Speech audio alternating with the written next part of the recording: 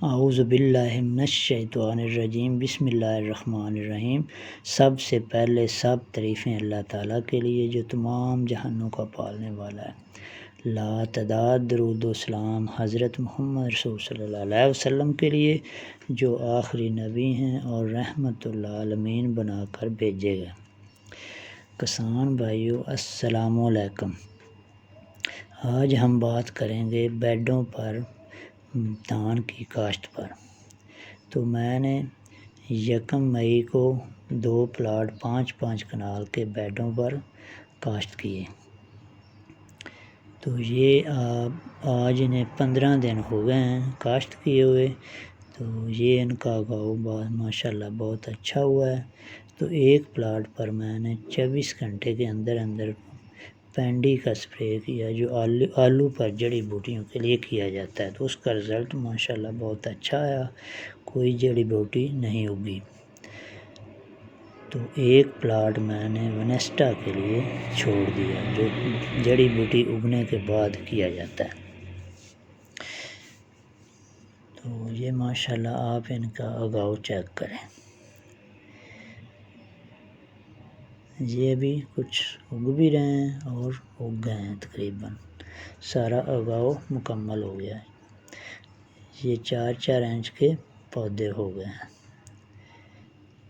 یہ آپ چیک کر سکتے ہیں۔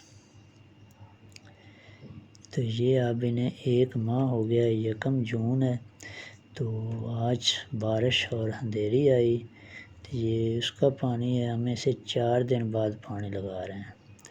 تو پہلے ہم نے اسے 2 دفعہ ہل چلایا، پھر کمپیوٹر کیا، پھر 2 دفعہ ہل چلا کر ڈائریکٹ بیج کا چھٹا دیا اور اوپر سے بیڈ نکال دیے 32 انچ کے۔ تو یہ تقریباً 1 ماہ ہو گیا ہے انہیں کاشت کیے ہوئے۔ تو اس کی گروتھ ماشاءاللہ 6 انچ سے 8 انچ تک ہے، اور پودے انہوں نے 3 سے 4 پودے نکال لیے ہیں۔ تو ماشاءاللہ اس کا اگاؤ تو بہت اچھا ہے، آگے اللہ سے اچھی امید رکھتے ہیں۔ یہ میں آپ کو اس کا اگاؤ چیک کرا رہا ہوں۔ تو کاشت کرنے کی ویڈیو پہلے میرے چینل پر موجود ہے، تو وہ آپ دیکھ سکتے ہیں۔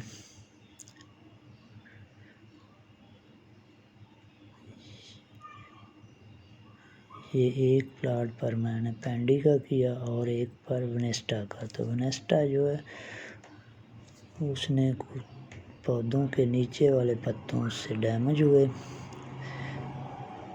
اور اس نے 1-2 جڑی بوٹیاں گھوڑا گھاس وغیرہ اس نے تلف نہیں کی۔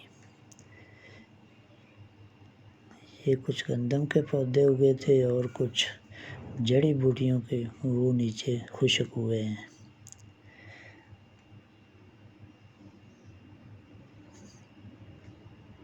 جس سے آپ پنیری کی مشقت اور کدو کے اور لاب وغیرہ کے اخراجات اس طریقے سے کم ہو جائیں گے۔ تو یہ میں نے پہلی دفعہ کاشت کی ہے، تو آپ میرے چینل سے جڑے رہیں، اور میں آپ کو اینڈ تک اس کا رزلٹ ہر ماہ کا آپ سے شیئر کرتا رہوں گا۔ یہ اگر کامیاب ہو گیا تو زمیندار کے لیے بہت آسانی ہو جائے گی دھان کی کاشت پر۔ اسے 4-6 دن بعد پانی لگا رہے ہیں۔